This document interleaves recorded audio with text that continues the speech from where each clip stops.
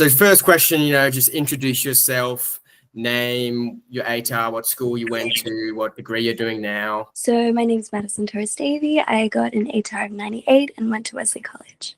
Okay, so first question, how are you really able to juggle the subjects and other responsibilities during your time in year 12? I really made the most of spare periods. I was able to make it so that I really wasn't doing a lot of work outside of school hours, which was great.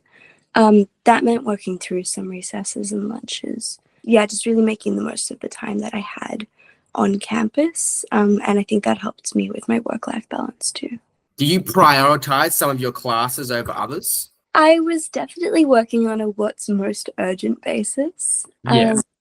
I got lucky that I was quite passionate about most of the subjects that I was taking, so I never really had to struggle to convince myself to study. How did you really set up your time management in the lead up to exams? Like, what would you use your day-to-day study routine, and how would that usually take place? Early mornings all the way. I was waking up at like 5 a.m. and I would convince myself to get out of bed with just like some Quizlet flashcards playing like Match on there. I would try to smash out a practice exam. Otherwise, just make a massive mind map to create all those connections and get that done in the morning so that I felt productive. And then that way later in the day, I was able to actually enjoy anything extracurricular that I was doing without that guilt. What was your preferred method of taking notes? In class, rapidly typing on my computer. Yeah, so you're typing rather than handwritten. Yes. Okay. What kind of tasks did you lead up the most, like in your study routines leading up to exams? Were you more of like just complete a bunch of practice exams, or was it more like, as you said, Quizlet, cue cards? What kind of like actions would you take studying?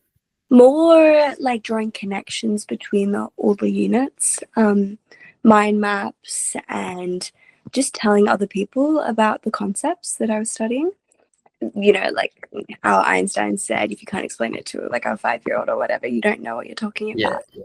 Make sure that my understanding was really comprehensive in the sense that I could explain it to anyone. So for those harder subjects, like as those languages, as you have a lot of like multiple exams that you have to prepare for, how are you able to recall knowledge in the exam period, and how are you able to like recite information and key language terms quickly in an exam setting? I think for the languages, it wasn't such an issue, but something more content heavy like legal studies and psychology. Yeah. It was definitely the flashcards so that I already had memorized short definitions, that kind of stuff. Mm-hmm. Yeah, definitely knowing the study guides well so that I could look at the question and just know what points of the study guide they're trying to hit. And then I would just steal that knowledge from the brain. How did you structure your approaches to an exam? Pretty much did all of the hard work. It's when you're the most nervous, you have the most adrenaline, so you can work the fastest. Pretty much planned everything in the reading time for all of the exams. There was always like a slump that you'd hit like 3/4 of the way in, a bit of like overwhelm or whatever. And then just like having the mental game to be able to push through that really, really fast. I was able to finish all my exams in spare time. What type of questions did you find the most difficult, and how would you usually attack them? I think it was those awkward 5-6 markers that you don't know write an essay or a short answer response. And there I would write it like a short answer, and then in my spare time I would go in and just throw in everything else that I knew just to cover all bases. Do you regret any of your choices in subjects or in your curriculum, and would you change anything now looking back at it? Not at all. I didn't need math. Yeah. So I wasn't bad at math. I just didn't really enjoy it. No, all the subjects that I did have actually been useful to me. Psychology, we learn about like learning and memory. And so that was great that I did that the year before I did year 12. That was really useful to me. And then, I'm studying law. So the first year of law is basically legal studies again. Maybe wouldn't have done theatre studies, but I loved the director I was working with. So, Yeah. And the languages, of course, so useful. Do you have any key tips and tricks that you could pass on to help you get through year 12? I mean, yeah, I try to give my students that I work with as much of the little life hacks that I used. Off the top of my head, I think so much work can be done when you don't have like books in front of you, or just like if you're, I mean, I guess in year 12 you're not driving so much, but if you're sitting in the car and just like thinking about things, making connections between your studies and real life, finding where things resonate with you, and even just, for example, with literature, I used to just come up with, you know, practice exam questions in my head, and then I would practice structuring it in my head. And, you know, none of that has books or anything in front of you, but it's just working through the content slowly and different ideas and your own opinions on things yourself. I found that's what got me ahead. Yeah, for sure. No, that's great if you keep like going through your head and going through like reciting knowledge whenever you can. That's probably be a great help leading up to exams. What was your biggest challenge in revising and how did you overcome it? Not liking sitting down and doing practice exams. And to be perfectly honest, I really didn't do that many. But I read through the marking guides and I just made sure I understood those. Tried to look at it as an examiner. And then when I did the few practice exams that I did, I was a lot more spot on. I wasn't doing so much guessing and checking. I already knew what to look for. How did you really handle the stress and pressure of being in year 12? To be honest, my school made like year 7 really hard and year 8 really hard and year 9 really hard. And so by the time I got to year 12, I'm like, sure, this is the big scary one. But I've been working so hard for so long that I couldn't have given myself a better chance here.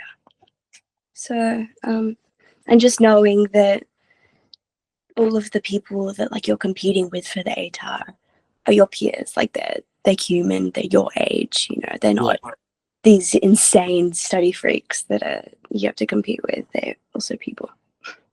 Now moving on to university, what was your process in choosing your uni degree and your university? I looked at my ATAR first. Yeah. And what I could get into. To be perfectly honest, I hadn't even contemplated studying law until I looked at my ATAR and I thought, oh, I can get into law. And so I mean, I had VCA on there. That was my first preference and I got in, but I didn't want to by the time that I got the offer. So then law was the second one. It was just my plans for the next year were changing a lot. I ended up doing an acting course and law and then working 2 jobs at the same time. So that took a lot of planning and coordination. So I guess it was just being realistic about the kind of lifestyle that I wanted to lead and what qualifications I wanted to have on a short and longer term basis. What knowledge from school do you usually recall the most in your law degree? Honestly, course content from legal studies has been a massive thing that saved me a lot of time trying to wrap my head around some of the core concepts of the legal system because we already covered that. Yeah, so that's probably the main thing. How do you keep a good work-life balance at uni? I mean, it's first year, but I haven't found it too much. Yeah. There's a fair bit of pre-reading to be done. And I've found little innovative ways to make studying at uni not so painful. Like I will copy and paste pages of the textbook into Word, and then I put read aloud on, and then I just have the textbook being read to me while I'm like cleaning my room or driving or something. Yeah. So yeah, just finding ways to study that work with my lifestyle. Yeah. And then I've only gone into uni like 2 times a week. Yeah, so you blocked out your timetable so that like all your classes on the one day. Yeah. Have you kept your same study principles and study routine from school into uni? Or has it changed a lot? It's changed a lot, yeah, because I'm not juggling so much on the academic front now. I've got a lot more going on outside of the academic sphere now. So, and stuff that I am prioritizing a lot more than I did in year 12 too, when year 12 was everything. Yeah, so now moving on to tutoring, what influenced your decision to begin tutoring? I found that in year 12, I was kind of tutoring my friends. I would meet up with them at recess and go through something, particularly with the languages. And I would be the one like speaking French with the friendship group, and they're like, "It's lunchtime, Madison. Why are you still studying?" But I loved helping people understand what we were all doing together. Yeah, I really enjoy it, and it is flexible, which is good because my schedule is always changing. Yeah, and it's been convenient to be able to do it online as well. How do you come across Apex Tuition and what you decided you to partner with? I think it was Seek. Or Yeah, Indeed, one of those. yeah, they have done a lot of job opportunities on there. Yeah, Yeah, and I think they were the first one that I applied to. And I remember seeing the thing saying like, whatever percent of our tutors got an ATAR of 99 plus, and I'm like, oh gosh, we'll see.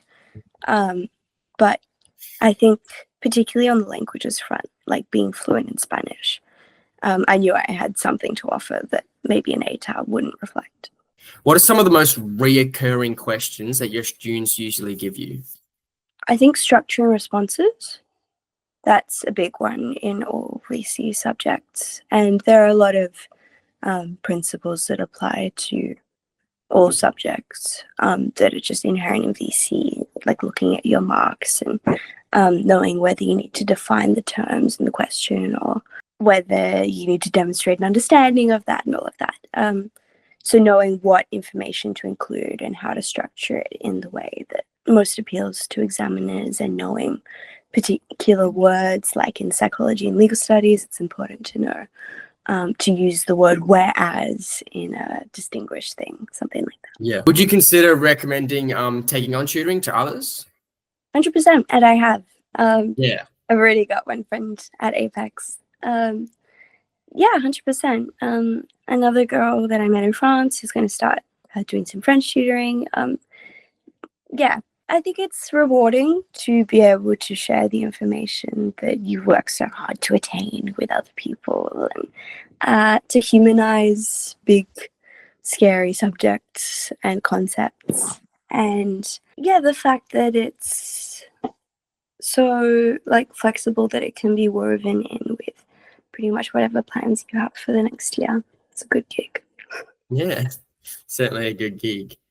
Do you think tutoring can significantly improve in students' score? Definitely. And interestingly, I think it's because of the confidence that it gives them. Yeah. I mean, I know that you give them another perspective and obviously an opportunity to practice the skills and all of that information and explanation, but I think the confidence that it gives them, I feel like when you're confident in something, you're a little bit more motivated to study it as well. Mm-hmm. Yeah, in particular, one of my students, when she came to me, it was the confidence that was the issue. She had everything there. She just wasn't writing things because she didn't know if they were whatever. And so having the affirmation, yeah, and the sense of like a completion of kind of an additional course with a tutor was helpful. Might have already asked this, but did you follow any routine to help you study? Yeah, early mornings, but then yeah, try to get the hard thing done first. Yeah. When most motivated, and then but allowing the actual tasks themselves to be flexible, a lot more like talking to other people and working through things in your head, rather than sitting down and doing notes or exams, that kind of stuff.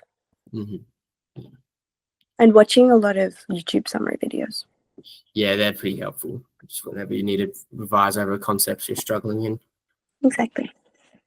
How early did you start revising for exams? Was it more gradual or sudden approach? I was really confident with each area of study at the end of each area of study. But in terms of putting them all together, I didn't do that until pretty late. But yeah, like I said, at the end of every area of study, I made sure that all my notes for that topic were really good, so that, like for example, with legal studies, I had like a bunch of separate documents that were all summaries of each area of study. When it came to the exam, I just put them all in one document. Yeah. So you wouldn't say you were cramming, but like just kind of taking everything together. Yeah, exactly. Yeah. Okay. Last minute. Yeah. How much time did you spend on different aspects of revision, like rereading notes, writing down formulas, practice exams, all that, or was it more just the one aspect of revision? It was very dynamic, a lot of everything. Yeah. And that's what I mean. The structure wasn't so fixed, because yeah, I was allowing myself to do, like, I guess I wanted to make sure that I was always studying. So, but I always wasn't going to be in the mood to sit down and do a practice exam. But I was in the mood to make myself some lunch while watching some summary videos, you know. So I was able to study for a lot of time, but just allowing the level of focus necessary to fluctuate. And finally, if you could give one piece of advice, what piece of advice would you give to any student preparing for their exams? Like at the end of the day, you're going to walk into your exam with just you and your little transparent case of your transparent water bottle and your pencils and ID, and that's pretty much all you've got. And so it's all you. And so we make study a very external thing. You know, I've got all my notes here, the PowerPoints, everything. And that gives us a sense of security. But at the end of the day, it's just you that's going into the exam. So the most important thing is to make sure that you have the understanding yourself and really checking in with that, rather than I know that I've got the notes there for that. I saw a lot of people that had beautiful notes and they'd done a million practice exams, but it just wasn't with them and they couldn't confidently discuss the concepts. So I think just, yeah, really checking in with yourself and making sure that, I suppose making the information useful to you long term as well. If you create that really foundational understanding within yourself, you know, you'll be able to carry that with you into your life. So hopefully if you're able to draw the connections and parallels between the content in your life, then you'll be able to see the utility of really internalizing it all.